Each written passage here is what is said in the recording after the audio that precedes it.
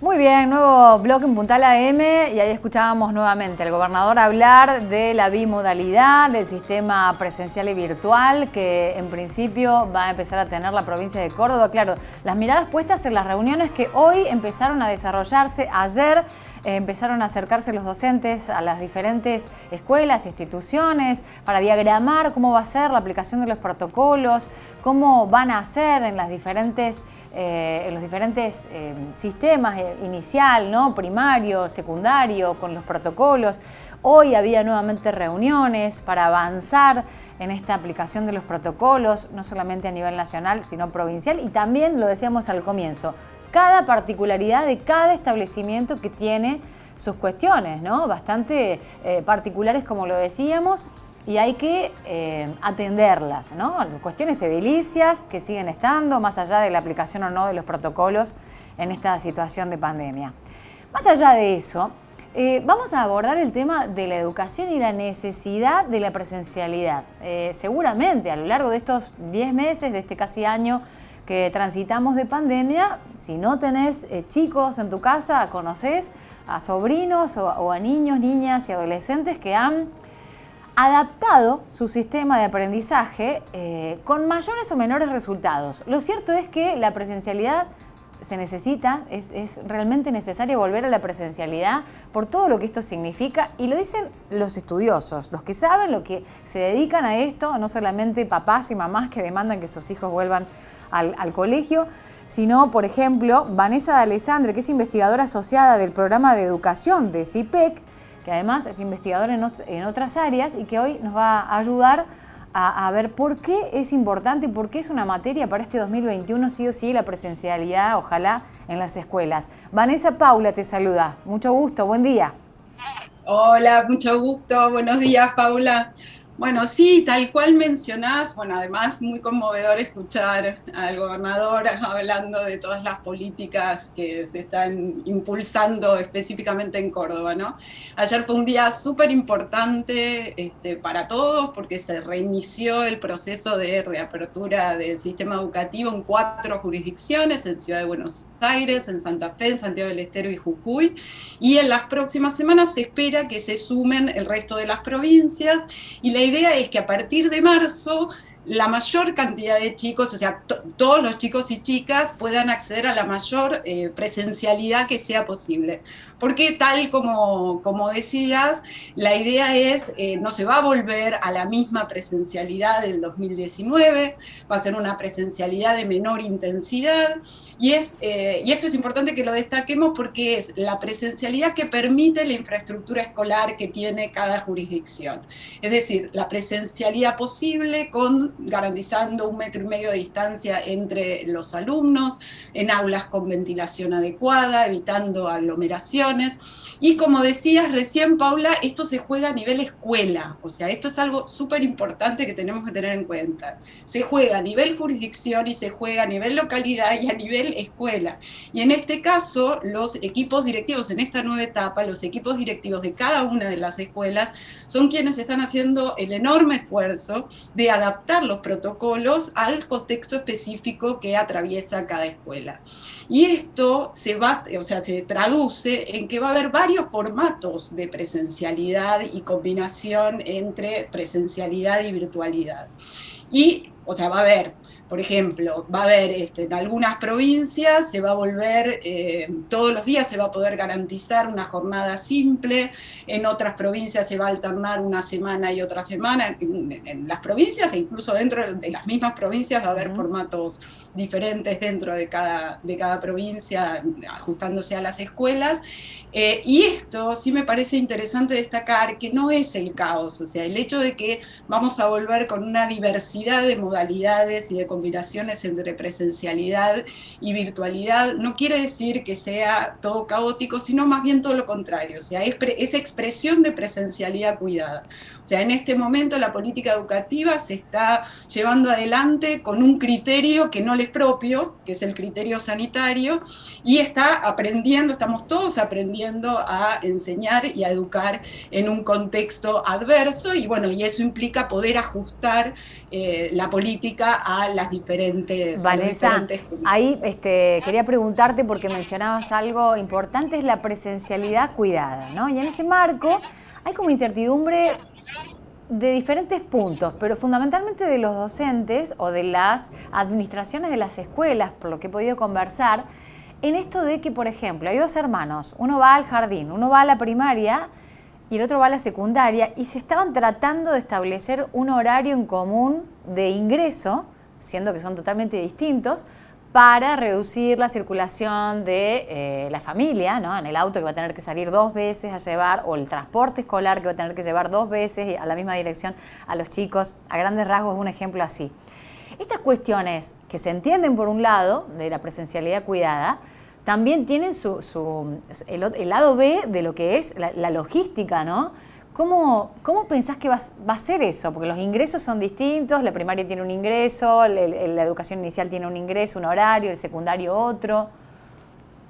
Sí, bueno, ahí obviamente está todo por verse, todo eso está un poco en construcción, los protocolos no establecen, los protocolos que bajan los ministerios a digamos, los equipos directivos no establecen tal nivel de detalle, eso se juega nuevamente en cada una de las escuelas. Yo te puedo decir casi a título absolutamente informal, que son las cosas que estuve viendo en estos últimos días, fundamentalmente hoy, tratando de ver lo que pasó ayer, es que ese punto, el tema de los hermanos, en el caso que vayan al mismo establecimiento, te estoy hablando de situaciones muy particulares, ¿no? Se está previendo, porque es una demanda importante de las familias y, como vos decías, para organizar la logística de las familias y evitar la circulación innecesaria de personas en el espacio público, ¿no? Pero esas cosas son las que se van a ir ajustando gradualmente a medida que se vaya avanzando. Esa es otra de las razones que también me parece importante por las cuales hay que volver, porque hay una cantidad de cuestiones vinculadas a la logística del volver que se van a ir ajustando a medida que se avanza. Esa que mencionás es una, pero hay como muchas otras. Sí, sí. Pero bueno, volviendo al tema de la necesidad, de la materia pendiente que tiene que ser la presencialidad, me interesaba resultados de CIPEC con respecto a las diferentes regiones en el país y las diferentes situaciones que han atravesado alumnas, alumnos, de no incorporación, no solo de la currícula, porque se dejó de hablar, ¿no? de la currícula en sí, sino era transformar otros métodos de aprendizaje, otras maneras de socializar, desarrollar nuevas aptitudes, pero necesitamos la presencialidad, ¿es así? Necesitamos la presencialidad porque si hay algo que aprendimos en el 2020 es que poder garantizar aprendizajes significativos, poder garantizar que los chicos vayan a la escuela implica muchísimo más que una cuestión estrictamente de transmitir contenidos formales como uno sí puede hacer, por ejemplo, en la virtualidad, ¿sí? O sea, las trayectorias escolares, los aprendizajes se sostienen en vínculos, en hábitos, en conductas. Entonces, la pérdida de la presencialidad fue también la pérdida de todos esos hábitos, de los hábitos de estudio, de los tiempos diferenciados entre las familias y las escuelas, y todo eso es lo que después, bueno, ya estamos empezando a ver acá en Argentina y en otros países, que son esto de los costos educativos de la suspensión de la presencialidad. O sea, el año pasado hubo clases durante todo el año, el sistema educativo estuvo en funcionamiento todo el año, pero no hubo clases presenciales y lo que vemos son los costos de no tener presencialidad. Entonces, la relevancia de la presencialidad en términos de trayectorias y aprendizajes es justamente eso, recomponer esos vínculos, fortalecer los vínculos de los docentes con los estudiantes y de los estudiantes entre sí, porque eso es lo que garantiza que los chicos puedan aprender y que puedan sostener sus trayectorias escolares a lo largo del tiempo. Claro, y ha pasado en todo el mundo, ¿no? Veía cifras y estadísticas de Alemania, Holanda, cómo han reducido notablemente, bueno, las horas de estudio, ¿no? Y uno lo ve en casa también, no es lo mismo estudiar con el celular que estudiar en la clase y levantar la mano. Uno de los míos me decía, mamá, con todo lo que detesto de la escuela, quiero ir a la escuela para levantar la mano y que me escuchen.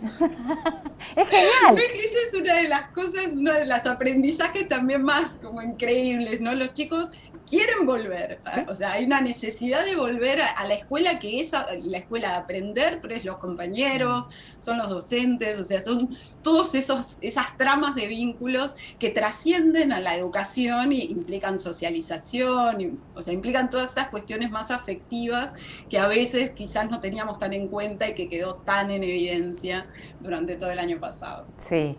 Vanessa, ¿cuáles van a ser los desafíos de la bimodalidad, ¿no? En esto que ya conocemos, que es este sistema que llegó para quedarse después del ensayo de estos 10 meses, que queremos volver, pero sin duda, por ejemplo, va a haber materias que, en esto de que sea menos la circulación de gente, van a seguir con formato virtual, algunas materias troncales, lengua, matemática e inglés, recuerdo, por ejemplo, van a tener presencialidad.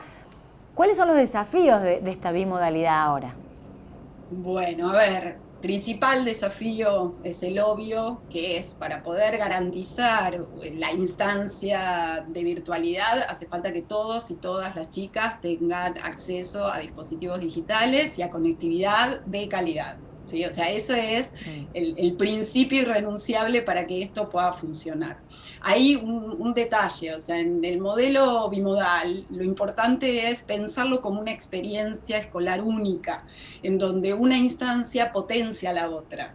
¿Sí? O sea, la idea es restituir la presencialidad plena cuando sea posible, pero tal como dijiste, va a haber todo un periodo donde vamos a tener que aprender a enseñar y aprender en esta bimodalidad, pero es importante pensarlo como una unidad. Y ahí aparece esto que mencionabas, o sea, hay materias, hay asignaturas que son más complejas y son más estructurales. La idea es priorizar esos contenidos específicos para la presencialidad, que son los que requieren más idas y vueltas e interacciones entre docentes y estudiantes, y eso nos lleva a un punto muy importante, que es esto que estamos trabajando, digamos, como sistema educativo, que es la priorización de contenidos. Pensemos en el nivel secundario, que los chicos tienen 13 materias, ¿sí? Claro. O sea, hay algo del trabajo interdisciplinar que hay que empezar a priorizar dentro de este nuevo formato educativo. Hay algo que tiene que ver con la priorización de los contenidos, que nos va a obligar la interdisciplina a priorizar cuáles son los contenidos específicos que hay que garantizar y que después hay que evaluar y acreditar a fin de año. O sea, esos dos desafíos en términos de modalidad pedagógica, de nuevos modelos pedagógicos, es central. Y para destacar, digamos, un último punto, es que para que las instancias virtuales tengan densidad pedagógica, tanto docentes como estudiantes tienen que desarrollar habilidades digitales, o sea, hacer un uso pedagógico de las tecnologías digitales. Eso implica formación docente, eso implica ensayar nuevas formas de enseñar. Entonces ahí no depositar en la idea de que la tecnología nos va a resolver por sí mismo el problema educativo, sino que hay que apostar mucho a la modalidad virtual, formando docentes, formando capacidades para poder aprovechar esa instancia y ensamblarla con la instancia presencial. Hay una parte interesante que mencionas y que me da pie para la pregunta final, que tiene que ver con una demanda por parte de los docentes en general o de algunos gremios que sostienen que comenzar no solamente es exponerse a algunos riesgos, sino que también esto, ¿no? De tener que capacitarse, que son más horas, que hay personas que no están capacitadas para el manejo de la virtualidad con densidad pedagógica. Y entonces viene esto, ¿no? Del reclamo salarial, de las cuentas pendientes. Hay como una conflictividad que también habrá que resolver. Sí, o sea, sí. Ahí siempre lo que trato de decir, porque es lo que pienso finalmente, es estamos en el medio de una pandemia que nadie estaba preparado para esto en ningún espacio social. O sea, todos estamos tratando de ver qué se hace con esto en cada una de las esferas de nuestra vida, ¿sí? a la educación, o sea, el sistema educativo y a cada uno de los actores, pensemos también en las familias, o sea, de repente migró la escuela hacia los hogares y todos tuvimos que aprender a educar dentro de los hogares. Bueno, y a los docentes también les tocó una parte muy difícil, es una parte de mayor trabajo porque tiene que ver con adaptarse a esta nueva situación, pero bueno, ahí llamar a cierto solidaridad entre los actores de la comunidad educativa, ¿no? O sea, hay un mayor trabajo, pero también es una oportunidad de completar esto que llamamos la transformación digital del sistema educativo, que era una deuda pendiente, es una deuda pendiente, y quizás con esta situación absolutamente adversa logremos avanzar. De hecho, el año pasado avanzamos un montón en transformar, o sea, en esto de hacer un uso pedagógico de las tecnologías y expandir las tecnologías en educación. Entonces, bueno, convocarnos a todos a que, bueno, estamos en una situación absolutamente adversa, tratemos de aprovechar en la medida que sea posible para mejorar las cosas, ¿no? Buenísimo. Por último, en CIPEC hay un sitio para acceder a lo que están haciendo. Contame un poquito de la investigación que hace CIPEC. Sí. Bueno, a ver, en relación a educación, tenemos un proyecto permanente que se inició en marzo del año pasado, que es Educar en tiempos de pandemia. O sea, tenemos una serie de publicaciones donde algo que me parece que es un aporte que pudimos hacer es una revisión y un análisis de las respuestas educativas provinciales y bueno, nacionales y provinciales a este desafío de educar con distanciamiento, en confinamiento, con distanciamiento, y bueno, y ahora estamos por publicar pronto una investigación sobre cómo todas estas respuestas educativas pueden ser capitalizadas en estos modelos híbridos. Así que estamos trabajando en ese sentido y bueno, entren a la página que es cipec.org. Sí, espero no estar equivocándome. Y ahí están todas las publicaciones que estuvimos haciendo durante el año pasado y que ya empezamos ahora a continuar. Perfecto. Desde Cava, entonces, Vanessa D'Alessandri, muchísimas gracias por este contacto. Gracias a vos, Paula, gracias a todos.